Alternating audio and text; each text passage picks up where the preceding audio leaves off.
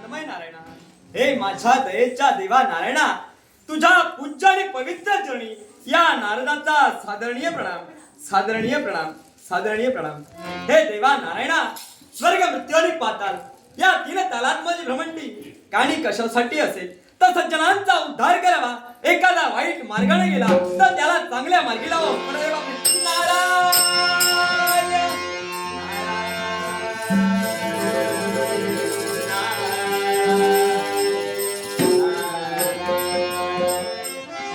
देवा नारायणा, तुझं नामस्मरण करता करता या पाताळ भवनापर्यंत माझं आगमन झालंय.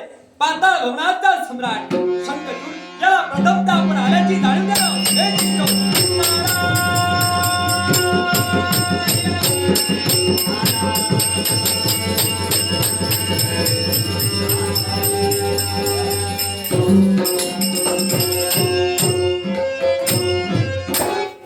आश्चर्य नवल की चमत्कार ध्यानीमनी नसताना त्रैलोक्य वन्य पुरुष तुमचे पवित्र चरण आज या माझ्या पाताच्या राज्यापर्यंत पोहोचले. शंकातून आपल्याला शरण आहे. मनातील इच्छा परिपूर्ण होती. नारद मुनी आशीर्वादाचे शब्द आपल्या मुखात बाहेर पडले. मन कसं कृतकृतार्थ झालं. क्षणभर माझ्या शब्दाचा मान राखा. बसा या आसनावर बसा.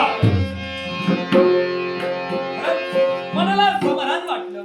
आल्यानंतर केलेलं स्वागत मन कृतार्थ झालं. पण आनंदी आनंद आनंदी आनंद परमानंद परमानंद गगनात गगनात झाला. एवढा जो आनंद झाला याच्या मुळाशी कारणीभूत कोण. याच्या मुळाशी कारणीभूत कोण. तुझा बाप. तुझा बाप. तुझा बाप.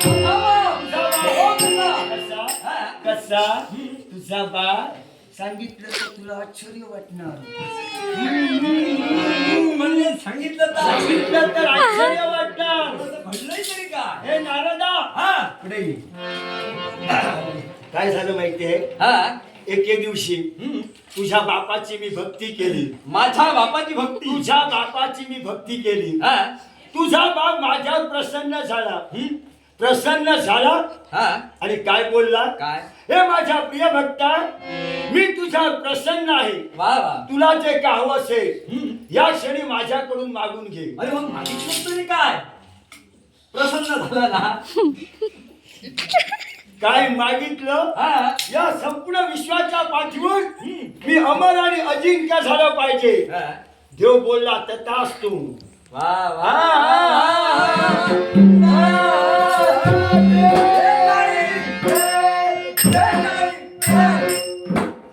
बंद कर. आणि नारदा काय झालं माहितीये. त्याच्या पुढे जे काय तुझ्या बापानं मला दिलं. म्हणजे काय काय काय काय दिलं. तुझ्या बापानं जे काय मला दिलं ते तू मला विचारूच दे आणि ते मी तुला सांगले. आता एवढं मला कथन केलं. मग ते आता बापाने माझ्या तुला दिलं. ते कथन करायला काय होतं. मी तुला सांगेन पण ते कुणाला सांगता कामा नये. मुळीच नाही. ते कुणाला कळत नारायण नारायण. आणि समजा मी सांगितलेलं जर कुणाला सांगितलं तर तुझ्या बापाची तुला शपथ आहे. तुझ्या बापाची शपथ का. समजा यदा कदाचित तू कुणाला सांगितलं तर बरं वाईट काय व्हायचं ते तुझ्या बापापासूनच सुरुवात होऊ दे. चाणाक्ष बुद्धी. ऐक आता तुझ्या बापानं काय दिलं. काय काय दिलं तरी आपल्या जवळ असणारं श्रीकृष्ण कवच. काय म्हणतोय. ते श्रीकृष्ण कवच मला दिलं आणि ते तुझ्या जवळ असेपर्यंत तुला कुणी मारू शकत नाही.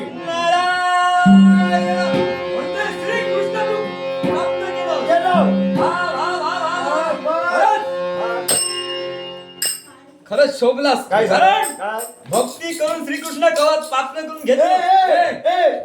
तुझ्या बापाने काय माझ्यावर उपकार केले नाही. तुझ्या बापाची मी भक्ती केली म्हणून तुझ्या बापानं श्रीकृष्ण कवच दिलं. मी जर भक्ती केली नसती तर तुझा बाप देणार होता का. बरोबर आहे. म्हणजे तुझ्या बापानं तसे काही साधारण मोठे उपकार केले का नाही.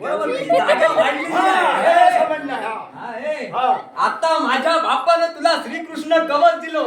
यात मुळीच शंकाच नाही. पण त्याचा उपयोग तरी काय. बोलण्याचा अर्थ हा. त्या कवचाची कधी प्रचिती घेतलीस का? प्रचिती हा प्रचिती हम्म. प्रचिती कशी घेऊ प्रचिती कशी प्रचिती कशी कशी कशी कशी म्हणते? ऐकूया अरे या कवचाची प्रचिती कशी? हा. तर ज्यावेळी देवतांवर स्वारी करशील आणि त्यात तुला यशप्राप्ती होईल त्यावेळी निश्चित हे कवच म्हणजे? काहीतरी कामात म्हणजे येईल. देवतांनी जिंकणार. हा. त्यावेळी या श्रीकृष्ण कवचाची प्रचिती हे सत्य आहे वा, सत्य. करूया, करा, करा, स्वामी.